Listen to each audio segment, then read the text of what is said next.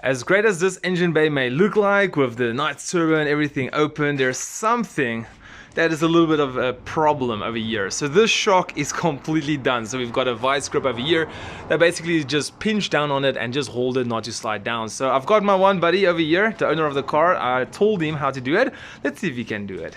Alright, so how it works is at both of the sides, at the bottom and at the top, they've got like a little groove over here, as you can see. So you can basically put in a flat there. Sorry guys, we were busy all day.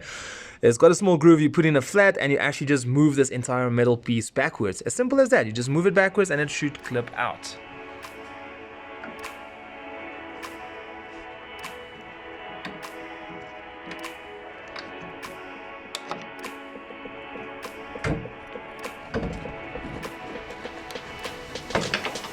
So basically, it doesn't want, there we go, focus. We already unclipped it outside the car. So when we do put it in, we can just basically clip it in.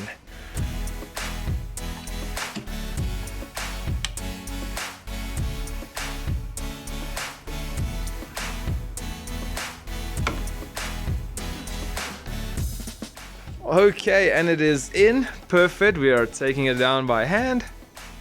Oh, that is so cool. This, what do you call this, bonnet weighs like probably 20-30 kilograms. But anyway, there we go. This is a quick way how you guys can see how we change it. Very simply, just pull it out there, just put the new ones in and push it back in. As simple as that. Anyway guys, thank you so much for watching. I'll see you in the next one.